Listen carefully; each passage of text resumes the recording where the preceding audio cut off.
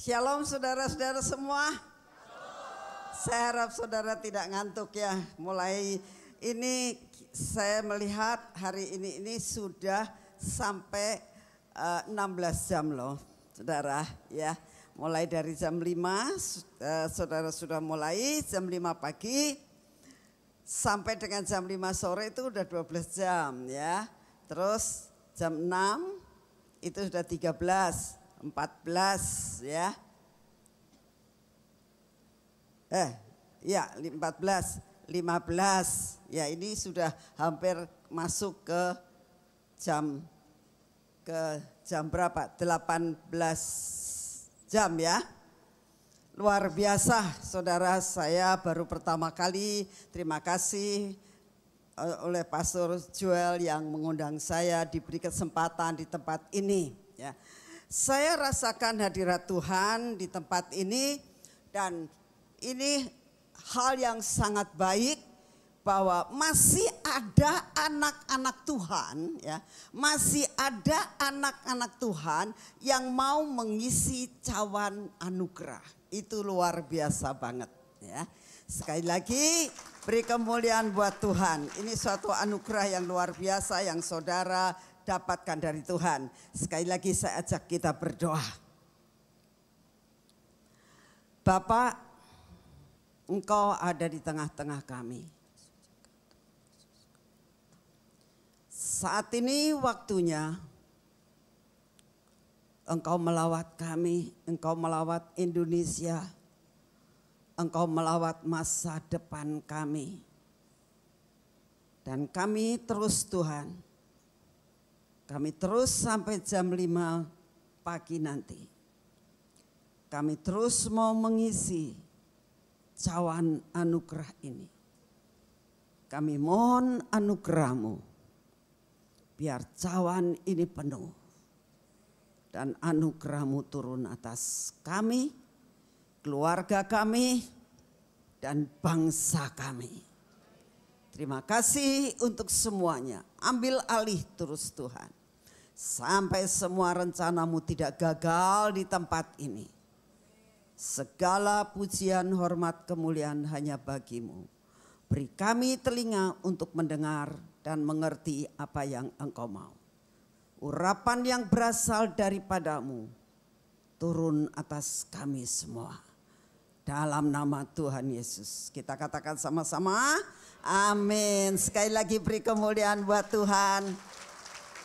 Saudara, tema hari ini sangat luar biasa, yaitu tentang mengisi cawan anugerah ya. Waktu saya tanya kepada Pastor Joel, saya tanya temanya apa ya, mengisi cawan anugerah. Saya mulai berdoa, Tuhan ini apa pesan-Mu buat saudara-saudara semua yang hari ini hadir ya. Saya percaya setiap 2 jam saudara sudah mendapatkan banyak firman Tuhan. Dan hari ini sekarang jam yang ke-8 saudara ya. Saudara mendapatkan sudah berapa? Berarti jam 5 sampai dengan jam 7 satu hamba Tuhan. Ya kan? Jam 7 sampai dengan jam 9 2 hamba Tuhan. 9 sampai 11 satu hamba Tuhan lagi ya kan. Terus setelah itu sampai jam 1 sampai jam 3, jam 3 sampai jam 5, jam 5 sampai jam 7. Nah saya ke-8 betul saudara ya. 8 angka anugerah loh, pas kan ya. Ini saudara dapat firman Tuhan yang ke-8 dari 8 hamba Tuhan. Masih banyak lagi sampai nanti jam 5 saudara. Dan saya percaya saudara diberi kekuatan yang luar biasa. Ya. Cawan anugerah. Ya. Anugerah itu bahasa Inggrisnya grace ya. Anugerah. Nah saya mau tanya, seringkali kita mendengar cerita tentang gini. Anugerah itu pemberian cuma-cuma. Seringkali kita juga mendengar anugerah itu pemberian tidak pakai bayar. Ada benernya saudara. Tetapi kita harus tahu Anugerah yang Tuhan berikan buat saudara, yang hari ini dijanjikan, kalau saudara sungguh-sungguh mengisi cawan itu penuh-penuh, apa yang terjadi? Itu namanya anugerah Tuhan terjadi. Tapi contoh apa yang harus dilakukan? Harus diisi cawan itu, betul enggak? Ya. Ada bagian saudara dan saya. Jadi tidak gratisan sebetulnya. Ada sesuatu. Saudara tahu, keselamatan itu anugerah. Betul kan? Keselamatan itu anugerah.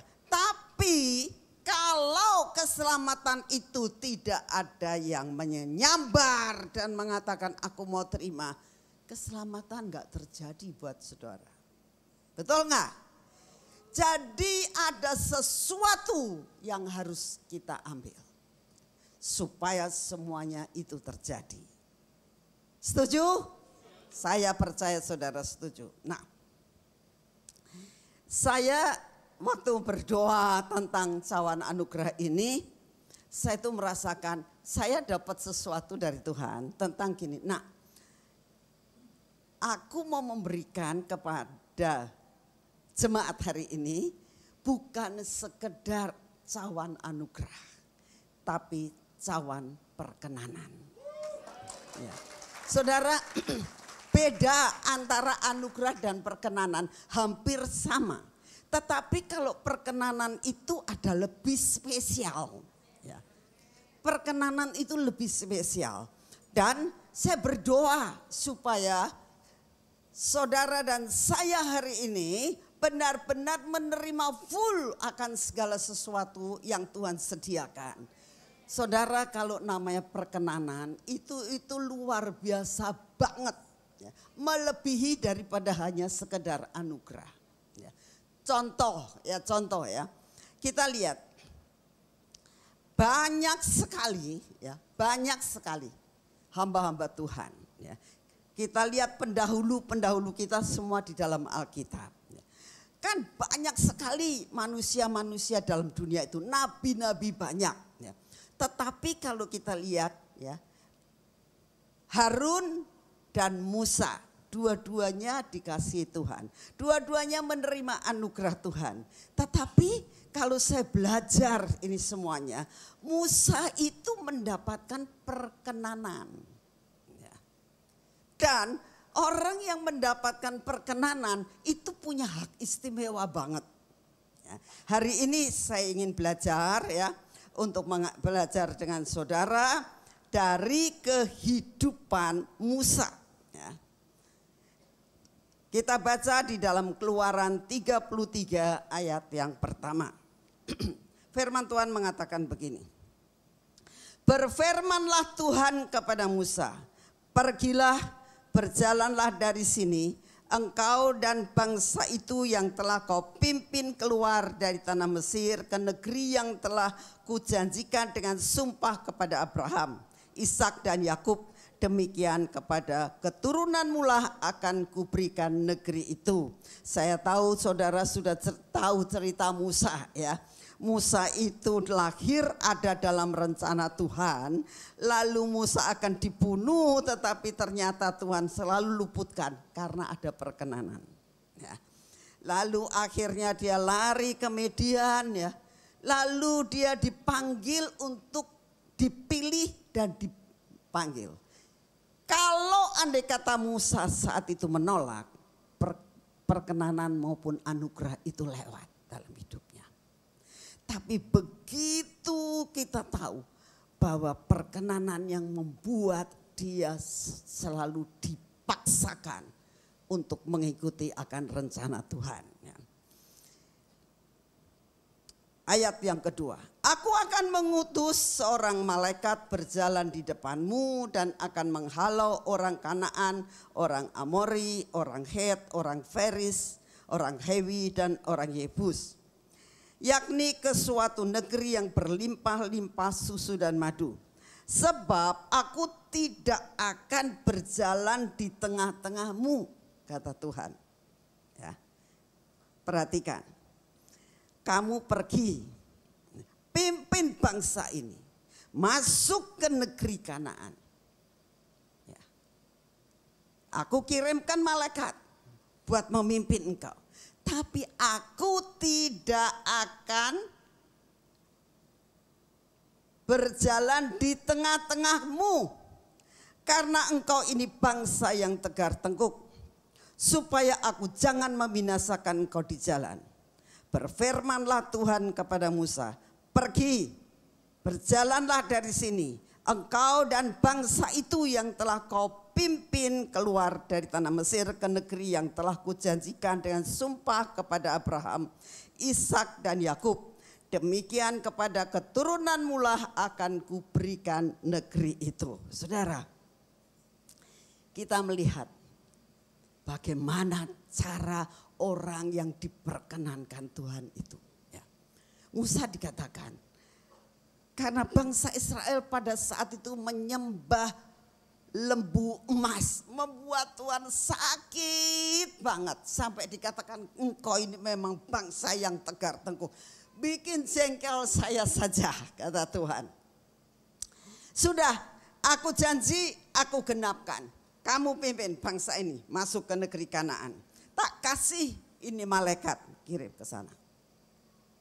Saudara, orang yang dekat dengan Tuhan itu bisa ngerti hatinya Tuhan. Ini Musa. Sangat berbeda. Sangat berbeda dengan Harun.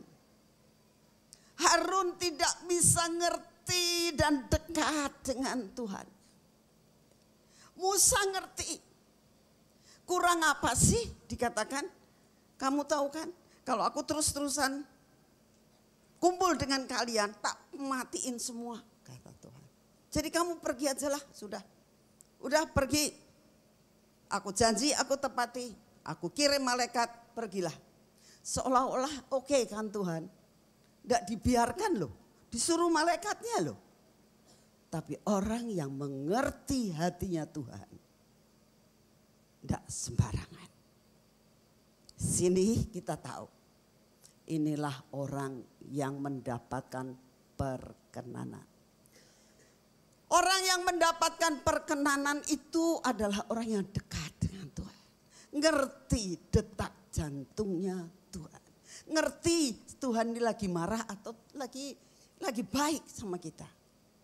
Tuhan menyuruh, itu benar enggak? Saudara,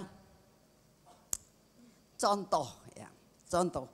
Saya punya cucu yang nomor 2 ini ya. Dia itu sangat luar biasa banget kalau saya lihat anugerah Tuhan buat dia sangat luar biasa banget. Dia dekat sama mamahnya kan, dekat sama mamahnya, dekat juga dengan saya. Jadi dia mengerti ya. Suatu saat dia itu ngomong sama saya, Oma, saya tuh gak suka makanan ini. Dia bilang gitu. Jadi kamu pengennya apa? Saya bilang. Jadi saya gak mau makan. Gitu. Terus saya diam. Ya. Biasanya Oma itu lebih lebih lemah dibandingkan dengan mamahnya. Ya. Ini ada mamahnya di sini, ada saya, ada ini anak. Dia enggak ngomong sama mamahnya, mamahnya rada galak kalau sama dia. Jadi dia ngomongnya sama saya, Oma gak suka. Nah, pengen saya, ya wis lah kalau gak suka, dia pengen apa dibeliin aja gitu loh, supaya suka makan. Gitu kan kalau oma-oma kan begitu. Tapi mata mamahnya sudah mulai melotot. Dia lihat situasi saudara. Lihat saya, lihat mamahnya. Lihat saya, lihat mamahnya. Dia sudah tahu, ini pasti mama marah. Terus dia ngomong gini, kelihatannya mama pengen saya makan ini ya. Dia bilang gitu. Ya, kata mamahnya. Apa yang ada di meja makan harus dimakan. Gak boleh semua mintanya yang macam-macam terus menerus. Oke. Dia bilang gitu. Terus dia makan saudara. Nah saya bilang ini anak ngerti gitu loh. karena dia dekat dengan mamanya. Tapi kalau pas dianya itu tahu mamanya itu mengizinkan dia, itu dia berbeda lagi sifatnya. Nah, ini contoh saudara, bahwa orang kalau mendekat itu ngerti, situasinya ngerti. Ini mamanya sedang apa? Tuhan sedang ngapain sama bangsa Israel? Itu sangat tahu Musanya. Ya, coba lihat ayat 13 dikatakan gitu. Maka sekarang jika aku kiranya mendapat kasih karunia di hadapanmu, beritahukanlah kiranya jalanmu kepadaku, sehingga aku mengenal engkau, supaya aku tetap mendapat kasih karunia di hadapanmu. Ingatlah bahwa bangsa ini umatmu. Saudara lihat di sini ya, cara kata Musa berbicara dengan Tuhan dikatakan, jika aku kiranya mendapat kasih karunia di hadapanmu, beritahukan kiranya jalanmu kepadaku. Sebenarnya sudah dikasih tahu kan, nanti biar malaikat yang memimpin kamu. Tapi dia tidak mau dengan hal itu. Dia lebih lagi dan dia katakan, beritahukan kiranya jalanmu kepadaku. Ayat 14, lalu ia berfirman, Tuhan berfirman, aku sendiri hendak membimbing engkau dan memberikan ketentraman kepadamu. Nih lihat, ini loh orang yang diperkenan Tuhan. Berkatalah Musa kepadanya, jika engkau sendiri tidak membimbing kami, janganlah suruh kami berangkat dari sini. Dari manakah gerangan akan diketahui bahwa aku telah mendapat kasih karunia di hadapanmu, yakni aku dengan umatmu, sehingga aku dengan umatmu ini dibedakan dan dari segala bangsa yang ada di muka bumi ini. Berfirmanlah Tuhan kepada Musa, juga hal yang telah kau katakan ini akan kulakukan. Saudara lihat, orang yang mendapatkan perkenanan itu mendapatkan lebih. Ya, dikatakan seperti itu dalam ayat 17. Karena engkau telah mendapat kasih karunia di hadapanku dan aku mengenal engkau. Saudara, Musa dikenal oleh Tuhan, oleh Allah. Bapak Yahweh mengenal akan Musa. Nah, seringkali saya ingin bertanya, saudara ini dikenal sama Tuhan Yesus atau Tuhan Yesus mengenal saudara, atau cuma saudara yang kenal? Oh, aku kenal Tuhan Yesus, tapi Tuhan Yesus ngomong, aku nggak kenal kamu tuh. Enak mana, dikenal Yesus atau mengenal Yesus? Dikenal. Kamu mau dikenal? Syaratnya mendapatkan perkenanan. Ya. Ini syarat mutlak. Ya. Saudara, kalau kita melihat akan segala sesuatu itu, ya, di dalam bahasa, di dalam terjemahan The Message, ya, ayat 17 ini di dalam terjemahan The Message itu lebih spesial lagi. Dikatakan begini, Tuhan berkata kepada Musa, baik, seperti yang kamu katakan, ini juga akan aku lakukan. Tuh, ya. Coba lihat, baiklah, seperti yang kamu katakan, ini juga akan aku lakukan. Karena aku, kata Tuhan, mengenalmu dengan baik. Musa dikenal oleh Allah Yahweh tidak sekedar biasa, tapi dikenal dengan baik. Dan dikatakan kamu istimewa bagiku. Aku tahu namamu. Beda kan? Kalau sekedar tahu itu belum mengenal. Tapi kalau sekedar mengenal, itu belum tentu kenal baik. Tapi kalau Tuhan sampai katakan, aku mengenal engkau dengan baik, bahkan engkau istimewa di hadapanku, itu luar biasa. Malam ini minta sama Tuhan, Tuhan, aku mau berkenan di hatimu. Aku mau tidak sekedar engkau pengenal aku, tapi aku benar-benar mau Tuhan engkau mengenal aku dengan baik. Sungguh saudara, sebenarnya Tuhan tahu hati kamu apa waktu saudara datang ke tempat ini. Cuma sekedar main-main, cuma sekedar apa pada saat hamba Tuhan khotbah kamu main HP. Jangan dikira Tuhannya tidak tahu loh. Tuhan tahu. Pada saat pujian penyembahan terjadi, ya kamu main-main, hati kamu tidak ada di sini, semua Tuhan tahu. Gak ada satupun yang Tuhan tidak tahu. Tetapi kalau benar-benar saudara ingin berkenan di hadapan Tuhan, saudara adalah orang yang istimewa di hadapan Tuhan. Bagaimana? Bagaimana caranya kamu supaya saudara dan saya bisa menjadi orang yang dikenal baik oleh Tuhan? Bagaimana caranya saudara dan saya bisa menjadi orang yang istimewa di hadapan Tuhan? Mau ndak saudara? Ini syaratnya. Ya. TAAT. Apa itu? Ya, ndak ada yang lain. Tidak ada yang lain.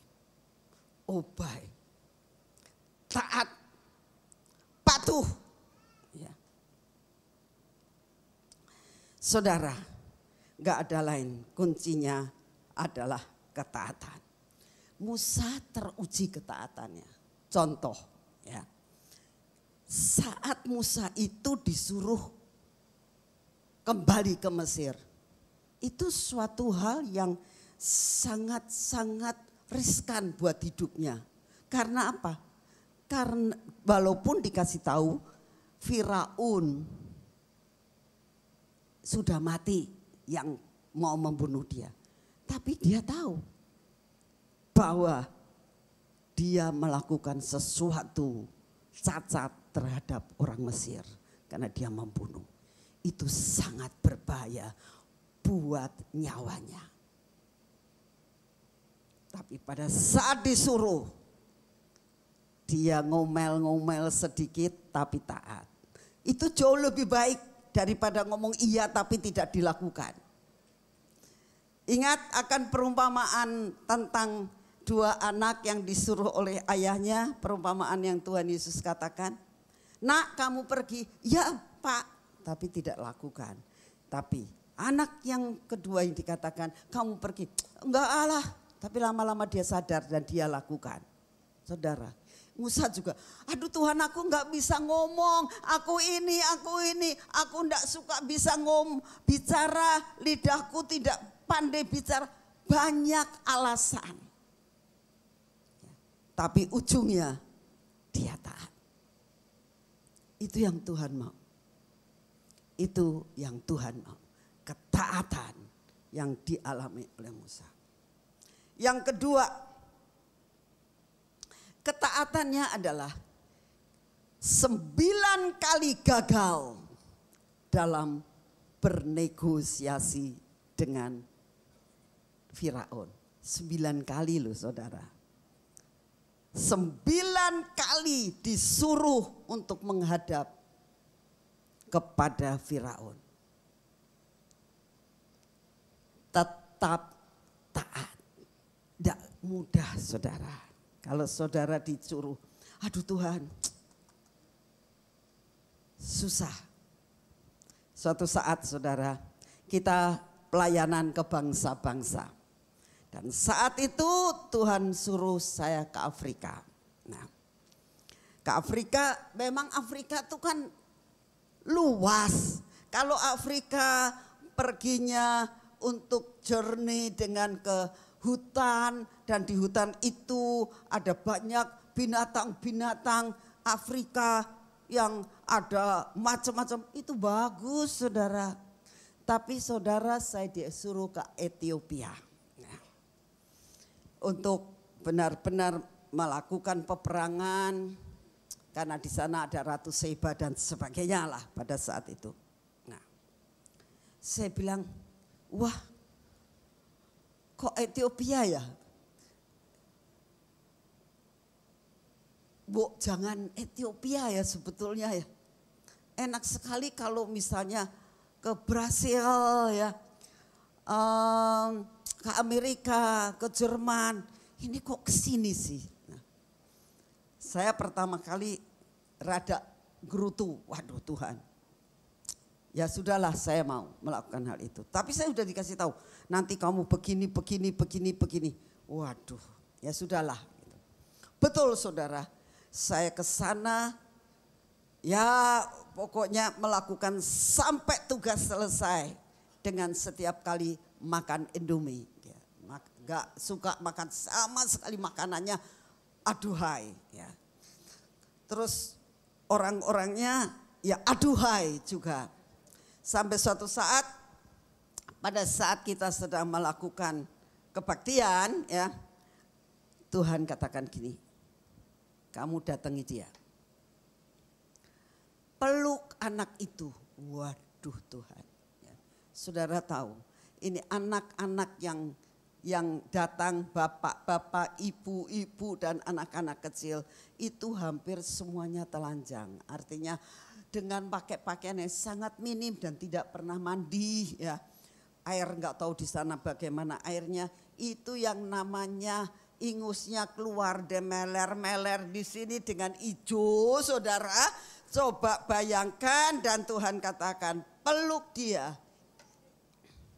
Saya bilang, Tuhan, bagaimana cara saya memeluk dia? Oh, zaman itu belum ada masker. Zaman belum ada masker saat itu ya. Jadi kita ke sana juga nggak pakai masker. Zaman sekarang banyak juga yang ada beberapa pakai masker ya. Nggak ada masker saudara. Saya bilang, Tuhan, peluk anak itu, dia butuh kasih. Saya bilang kalau butuh kasih, misalnya butuh apa, butuh minum, butuh makan, oke lah saya ngasih gitu, ngasih ya. Tapi suruh peluk itu sesuatu hal yang bagaimana ya gitu. Jarak jauh begini baunya sudah luar biasa parfumnya. Saya bilang, Tuhan, mau nggak kamu peluk dia? Saya gak jawab loh saudara. Tapi lama-lama saya bilang, Tuhan aku mau. Walaupun waktu pergumulannya berat, tapi aku mau. Saya belajar untuk taat. Saya datengin anak itu, saya peluk, saya doain. Dia nangis di dada saya, banyak sekali ya ini ingus kesini semuanya ya. Saya terus peluk, saya bilang Tuhan berikan aku kasih juta. Ya. Dan akhirnya saya doain. Saudara. Ada sesuatu hal yang luar biasa dalam hidup saya. Ya. Selesai itu semua, ke satu daerah lagi. Ke satu daerah lagi tidak ada WC saudara. Saya bilang ini kalau kencing gimana nih ya. Betul-betul semua serba minim ya. Tapi saya mengucap syukur dengan segala sesuatu ya. Saudara, suatu saat ini lagi kumpul hamba-hamba Tuhan ya. Langsung ngomong ini, begini ngomongnya. Siapa yang mau dikirim ke Ethiopia lagi dalam nama Yesus? Saya bilang kalau bisa saya jangan ya Tuhan. Saudara, pengalaman itu sungguh luar biasa. Tapi untuk yang kedua saya juga mesti mikir-mikir. Jadi ketaatan itu tidak sekedar hal yang mudah. Ini Musa 1 kali gagal, 2 kali gagal, 3 kali gagal, 4 kali gagal. Loh bukan sekedar gagal terhadap Firaun loh. Begitu dia keluar dimarahin sama orang Israel. Kamu membunuh saya. Aku tambah merasakan menderita sekali dengan keadaan kamu membusukkan nama saya di depan Firaun. Coba bayangkan. Saudara bisa ngomong, ngerti enggak sih kamu? Aku juga enggak mau kalau enggak disuruh Tuhan. Bisa ngomong begitu kan? Untuk bela diri. Ngerti enggak? Kamu sih, aku begini enggak dibayarin loh. Hanya untuk kalian-kalian nih loh. Aku mau berkorban. Dia bisa ngomong gitu. Tapi Musa enggak sepatah pun membela diri terhadap bangsa Israel. Dia datang kepada Tuhan. Aduh Tuhan, kok mereka ini tambah menderita. Gimana? Gak apa-apa, maju lagi. Maju lagi dia. Gagal lagi. Tuhan, maju lagi. Maju lagi. Gagal lagi. 9 kali saudara. 9 kali. Tapi teruji ketaatannya. Oleh karena itu Tuhan mengerti. Aku ngerti hatimu nak. Aku sangat mengerti hatimu. Engkau istimewa di hadapanku. Luar biasa. Sangat luar biasa. Ya. Belum selesai pendidikannya. Ya. Masuklah di padang gurun. 40 tahun. Sudah 40 tahun sengsara bersama-sama dengan bangsa Israel. Dia tetap taat sampai akibatnya gak boleh masuk Kanaan, tetap taat. Ya. Orang yang seperti ini istimewa di hadapan Tuhan. Saudara, biarlah pengisian cawan anugerah ini benar-benar saudara mengerti ya, bahwa harus mencapai perkenanan. Ya. Dikatakan apapun yang kamu minta, kata Tuhan, aku setuju, akan aku lakukan. Karena engkau berkenan di hatiku. Saudara, biarlah malam ini ada sesuatu kerinduan yang luar biasa. Roh ketaatan isi penuh. Apapun yang diperintahkan Tuhan sekalipun itu berat. Belajar dan belajar dan belajar ketaatan. Karena itu yang diperhitungkan oleh Tuhan. Suatu saat saudara, kami diutus, kami 6 hamba Tuhan diutus pergi ke Israel untuk masuk ke Golden Gate. Dulu zaman pada saat saya masuk pertama kali di Golden Gate itu tidak seperti sekarang. Sekarang sih terbuka, semuanya bisa masuk. Saat itu tidak bisa. Perang antara Palestina dan Israel. Dan Golden Gate ada di bawah kekuasaan Palestina. Kita bisa lihat di gereja seberangnya kan. Itu ada gereja kan, kalau saudara yang sudah pergi ke Israel tahu kan, ada Golden Gate di situ, di sini ada jalan, di sini kan ada gereja. Kita bisa lihat tuh Golden Gate, tapi Tuhan ngomong, "Nak, kamu harus datang ke sana sedekat mungkin dan kamu harus berdoa di sana."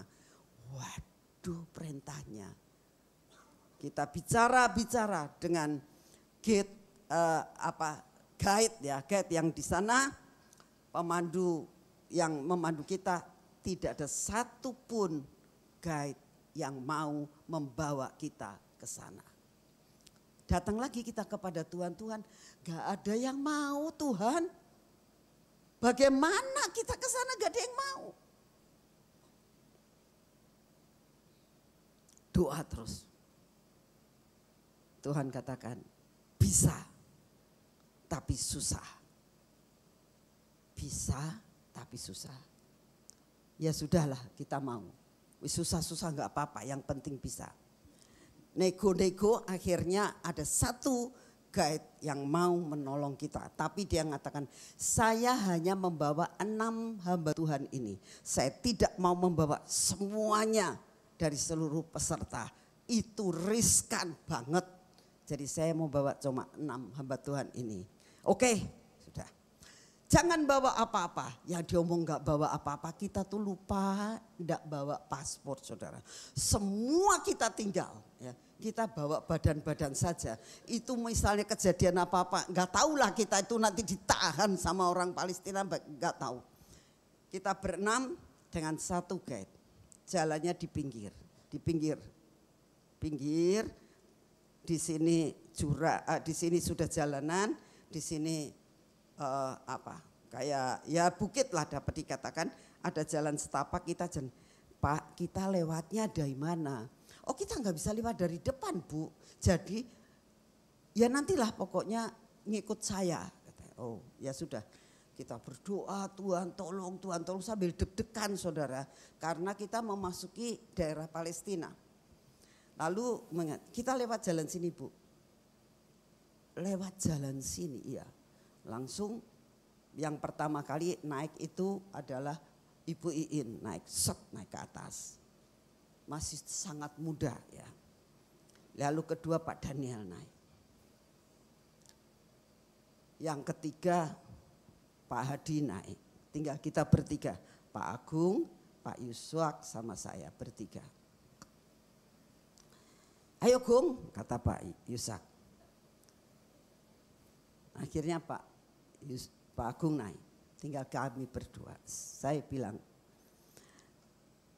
Tuhan, aku tak di sini saja. Gak sanggup naik, Tuhan. Gak sanggup naik. Gak ada suara ngomong, iya nak, aku berkenan di hatimu, boleh. Enggak, saudara. Jadi saya bilang, gimana kok? Saya bilang sama Kokoh Pak Yusak.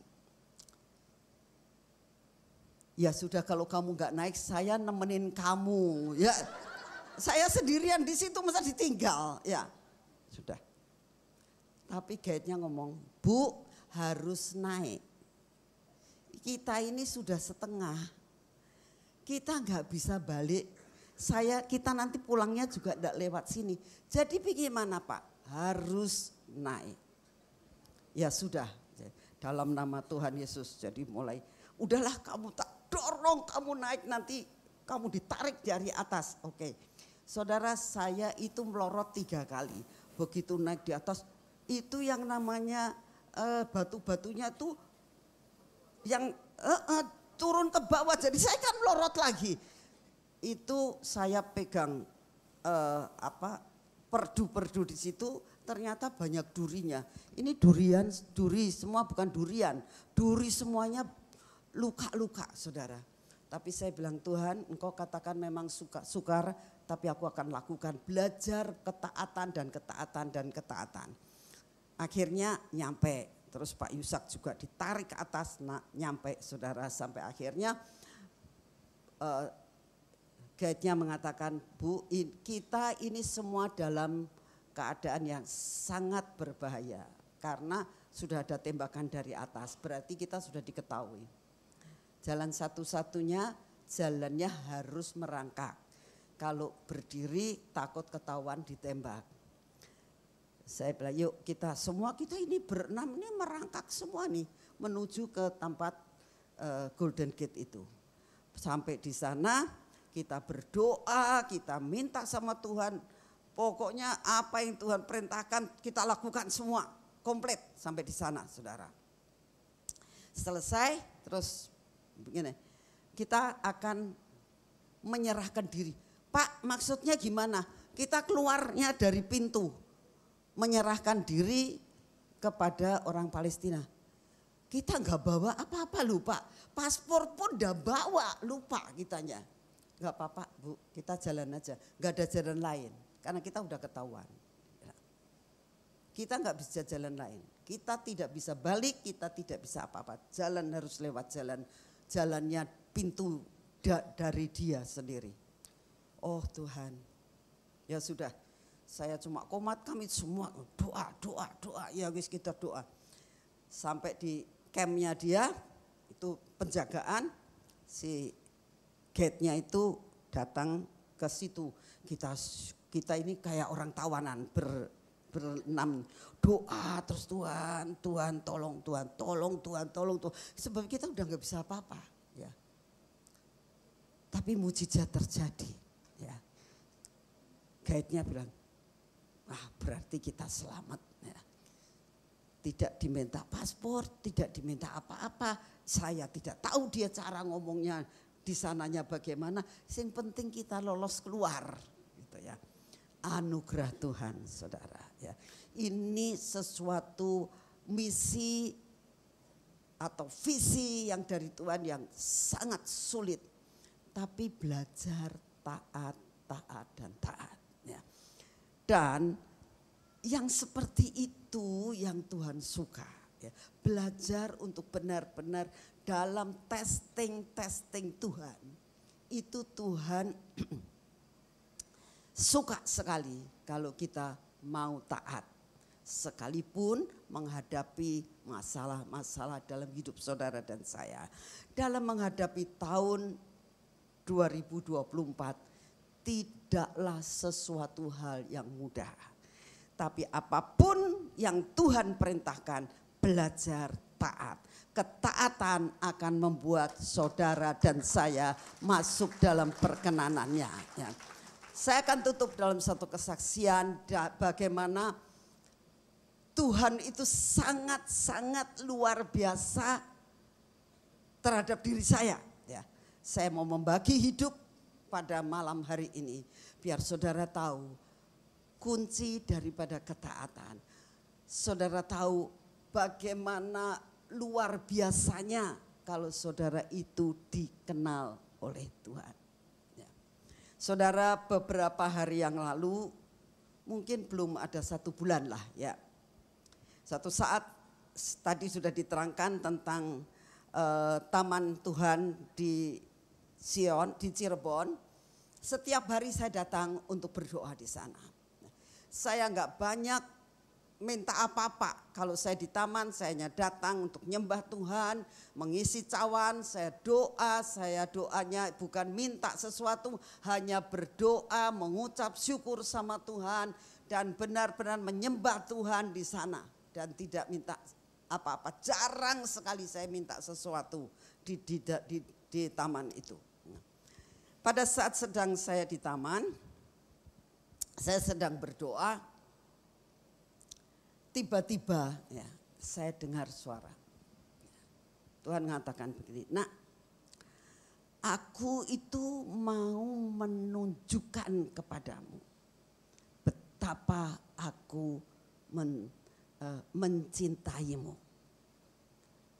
Saya bilang, Tuhan, dengan pengorbananmu di atas kayu salib, menebus saya, itu suatu bukti yang nyata bahwa engkau itu mencintai saya. Saya bilang, ini bukti apa lagi yang engkau mau beritahukan kepada saya?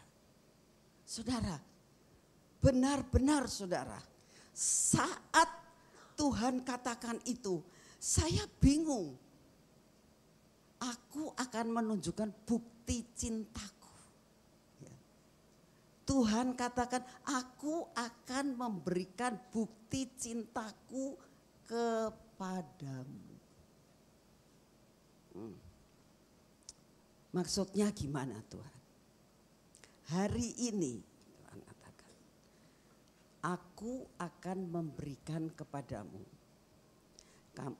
Di sana ini di tempat Maligai itu ada anggur, saudara.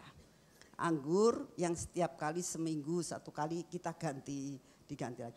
Anggur itu seringkali keluar madu. Nah, biasanya madu itu ya madu kan otomatis warnanya ada yang kuning, ada yang rada hitam, ada yang rada coklat. Wah. Tapi Tuhan katakan, hari ini aku mau membuktikan cintaku kepadamu. Aku akan mengeluarkan dan memberikan kepadamu madu yang berwarna biru. Tuhan, madu berwarna biru. Ya. madu itu rasanya manis, bukti cintaku kepadamu, bahwa aku sangat mencintaimu. Saya nangis saudara, digituin tuh nangis sayanya. Duh Tuhan, kok sampai seperti itu. Biru warna kesetiaan. Manis ada cintaku kepadamu. Dan Tuhan katakan begini lagi, yang bikin saya nangis terseduh-seduh. Tuhan katakan begini, nak, ini madu akan aku berikan terus. Kamu bagikan pada saat kamu ulang tahun. Loh, aku ulang tahun masih lama loh Tuhan. Itu bulan Desember saudara. Sedangkan saya ulang tahunnya itu bulan Mei. Masih lama Tuhan.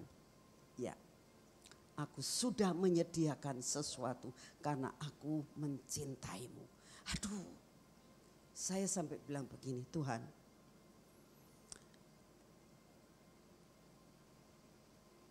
jaranglah, mungkin juga enggak ada, saya juga enggak tahu. Ya. Seorang suami, ya, suami ya, kalau pacar itu saya percaya ada. Setahun sebelum pacarnya ulang tahun sudah diingat-ingat mau kasih hadiah apa gitu. Sebulan sebelumnya masih sudah diingat-ingat nanti tanggal sekian pacar saya ulang tahun. Tapi kalau sudah jadi suami istri, kemungkinan besar ya. Ingat juga enggak lupa ya, saudara. Ya. Saya bilang Tuhan, engkau kok jauh-jauh hari 6 bulan sebelumnya kok engkau sudah mengingatkan saya bahwa saya ini akan ulang tahun. Engkau sudah mempersiapkan semuanya itu. Saudara, saat itu saya benar-benar saya nangis terus saudara. Ya, selesai. Apakah pada saat itu terus langsung keluar madunya? Tidak saudara, Tuhan ngomong hari ini. Lalu saya bicara dengan penjaga taman. Kamu siapkan diri ya, hari ini akan keluar madu biru. Saya bilang gitu. Madu biru, iya siapkan diri pasti keluar. Terus saya pulang saudara. Siang-siang, sekitar jam 1:30, saya baru pulang dari belanja keperluan dapur. Saya sampai di rumah, baru saya itu naruh tas ya. Saya baru mau ke kamar mandi, saya dengar suara yang jelas. Nak, madunya sudah keluar, cepat kamu ke taman. Oh, langsung saya ambil HP. Biasanya suka kalau ada sesuatu terjadi di taman, suka saya dapat kabar. Saya buka, dikatakan, Mami, madu biru sudah keluar. Waduh. Saya cepat-cepat pergi ke taman dan saya melihat kenyataan, saudara. Sesuatu hal yang sangat nyata. Mungkin ada yang bisa diperlihatkan, ya coba kasihkan ke ini, ke multi. Itu sesuatu keajaiban yang tidak pernah dapat diprediksi, saudara. Saya ngomong Tuhan, aku ndak bisa ngomong apa-apa. Benar-benar aku merasakan bahwa betapa engkau bisa menunjukkan perkara-perkara yang seperti itu yang di luar nalar manusia. Yesus sangat mengasihi. Saudara, isilah cawanmu dengan ketaatan. Isilah bisa, isilah cawanmu dengan ketaatan. Karena dengan ketaatan, saudara nanti akan bisa melihat buktinya bahwa betul itu ada. Sesuatu yang tidak ada Tuhan sanggup berikan yang ada. Itu di luar nalar manusia, saudara. Di luar nalar manusia. Saya sampai mengatakan, Tuhan, apakah nanti akan ditampung terus? Ya. Dan itu bagikan. Itulah gelora cinta mempelai. Nanti aku akan berikan. Setiap orang boleh menikmati dan meminumnya. Saudara, saya ingin sampaikan kepada saudara, isi cawan anugerah ini dengan ketaatan.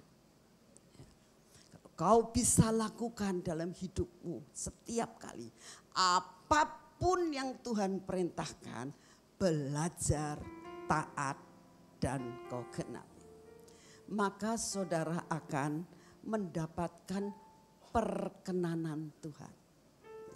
Menjadi orang yang istimewa di hadapan Tuhan.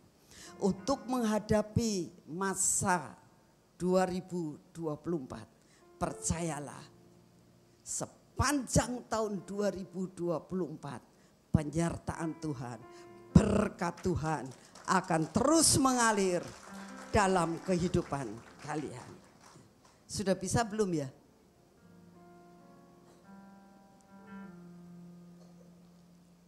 Sudah? Bisa ditayangkan?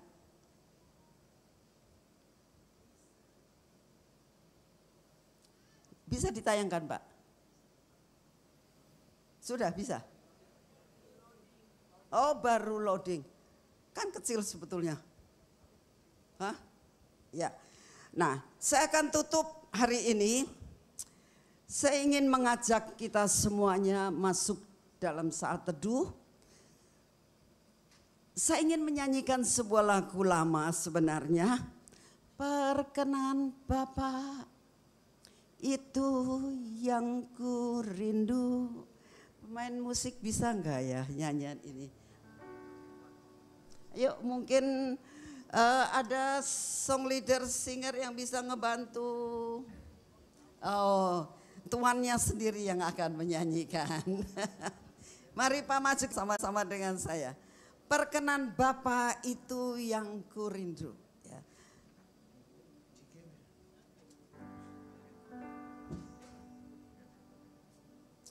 Mari kita bangkit berdiri, siapkan hati benar-benar.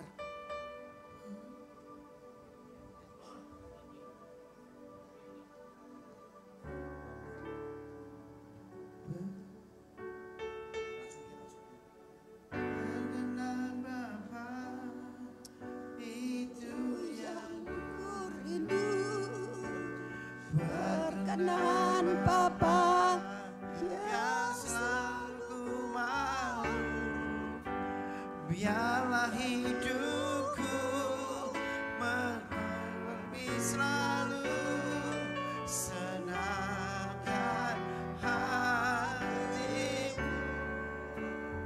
Ini apa madunya? Madunya udah keluar. Ya, ini madu yang saya katakan tadi, ya, ini madunya sampai sudah dibotolin, ya, dan rasanya manis sekali.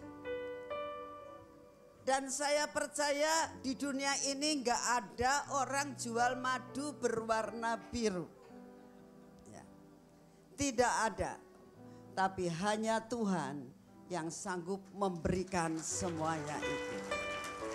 Ya, sekali lagi kita nyanyikan. Sama-sama katakan. Perkenan Bapa, itu yang ku rindu. Perkenan Bapa yang selalu ku mau, biarlah hidupku kau dapati selalu, senangkan hatimu. Mari angkat tangan kita katakan, perkenan Bapa, itu yang ku rindu.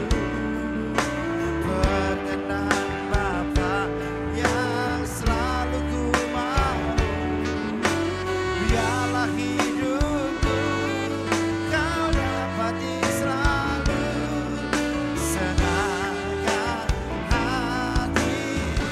sekali lagi berkenan Bapa, berkenan Bapa, itu yang ku berkenan Bapa, yang selalu ku mau. Biarlah hidupku kau dapati selalu, senangkan hati. Sekali lagi angkat tangan kita, berkenan Bapa, berkenan Bapa, itu berkenan Bapa, yang selalu ku mau. Biarlah hidupku kau dapati selalu, senangkan hati. Dengarlah doa kami Tuhan. Dengarlah kerinduan kami. Hanya itu yang kami rindukan. Mendapatkan perkenanan yang daripadamu. Untuk menjadi seorang yang istimewa di hadapanmu. Orang yang tidak sekedar mengenal Engkau, tapi orang yang dikenal oleh Engkau Tuhan. Kami mau dikenal oleh Engkau, bukan sekedar mengenal Engkau. Terima kasih Tuhan Yesus. Teruskan rencanamu untuk tempat ini. Sampai semua rencanamu tidak ada yang gagal. Terima kasih Tuhan. Dalam nama Tuhan Yesus semua termeterai jadi. Amin. Silakan digelar hadirat Tuhan.